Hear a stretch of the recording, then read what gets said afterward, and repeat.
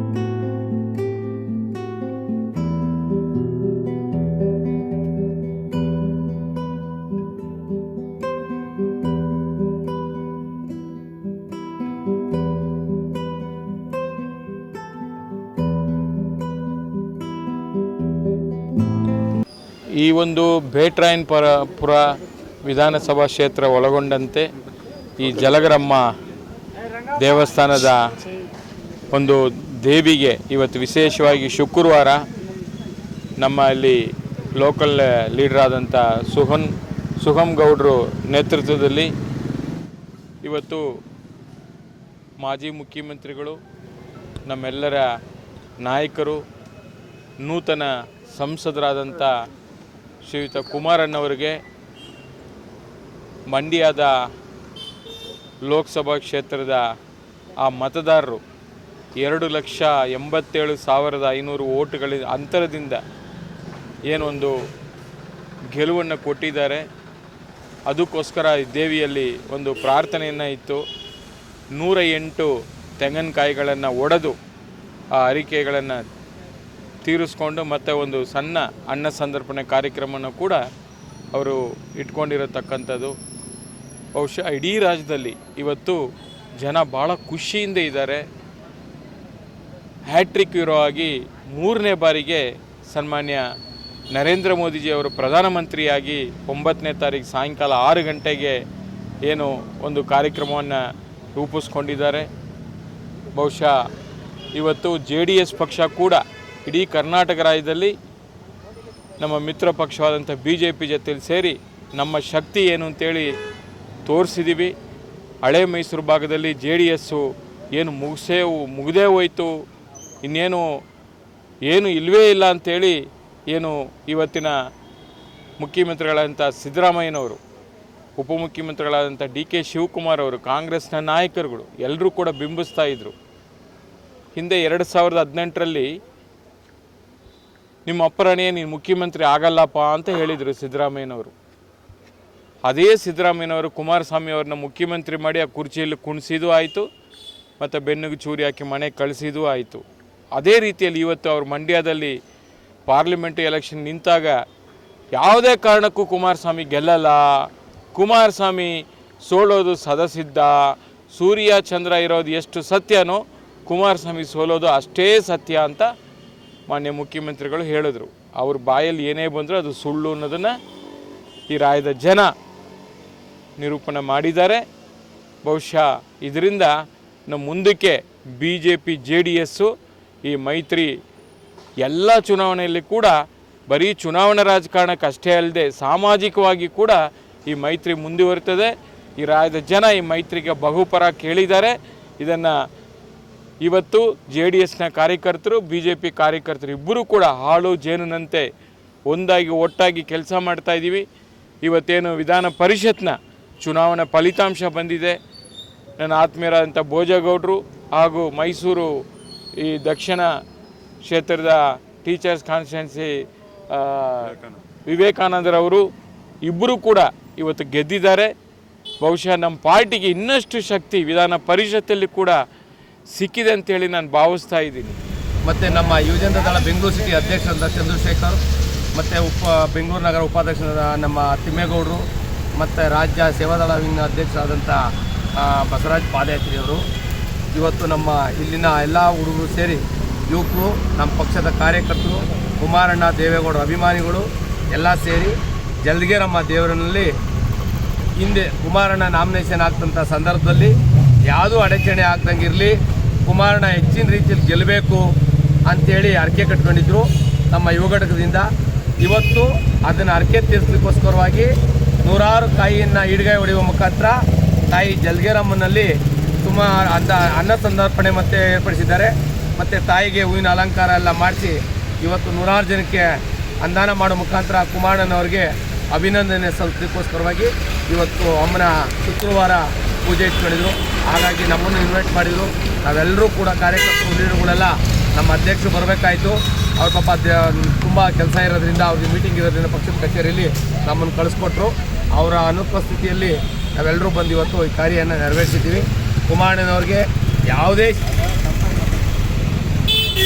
ಕೆಟ್ಟ ದುಷ್ಟರ ಕಣ್ಣು ಬೀಳ್ದಂಗೆ ಇರಲಿ ಅಂತೇಳಿ ತಾಯಿಯಲ್ಲಿ ಕೇಳಿಕೊಂಡು ಒಳ್ಳೆ ಕೇಂದ್ರದಲ್ಲಿ ಮಂತ್ರಿಯಾಗಿ ಅವರು ನಮ್ಮ ರಾಜ್ಯಕ್ಕೆ ಹಲವಾರು ಕೆಲಸ ಕಾರ್ಯಗಳನ್ನ ಮಾಡಿ ಜನರ ಮನಸ್ಸನ್ನು ಮುಂದಿನ ದಿನಗಳಲ್ಲಿ ಹೆಚ್ಚಿನ ರೀತಿ ಗೆದ್ದು ಮುಂದಿನ ಮುಖ್ಯಮಂತ್ರಿ ಆಗೋಕ್ಕೆ ತಾಯಿ ಶಕ್ತಿಯನ್ನು ಕೊಡಲಿ ಅವ್ರಿಗೆ ಅಂತೇಳಿ ನಾವು ಈ ಸಂದರ್ಭದಲ್ಲಿ ಕೇಳ್ಕೊಂಡಂತಹ ಸುಗಮ್ ಗೌಡರು ಏನಿವತ್ತು ಜಲ್ದಿಗೆರಮ್ಮ ದೇವಸ್ಥಾನದ ಹರಕೆಯನ್ನು ತೀರಿಸುವಂಥ ಸಂದರ್ಭದಲ್ಲಿ ನೂರಾರು ಜನ ಕಾರ್ಯಕರ್ತರ ಸಮ್ಮುಖದಲ್ಲಿ ಏನಿವತ್ತು ನೆರವೇರ್ತಾ ಇದೆ. ಇದರ ಹಿನ್ನೆಲೆ ಏನಂದರೆ ಜಲ್ದಿಗೆರಮ್ಮ ದೇವಸ್ಥಾನದಲ್ಲಿ ಚುನಾವಣೆಗೂ ಮುಂಚೆ ಸುಗಮ್ ಗೌಡರು ನೇತೃತ್ವದಲ್ಲಿ ಇಲ್ಲಿ ಹರಕೆಯನ್ನು ಕಟ್ಟಲಾಗಿತ್ತು.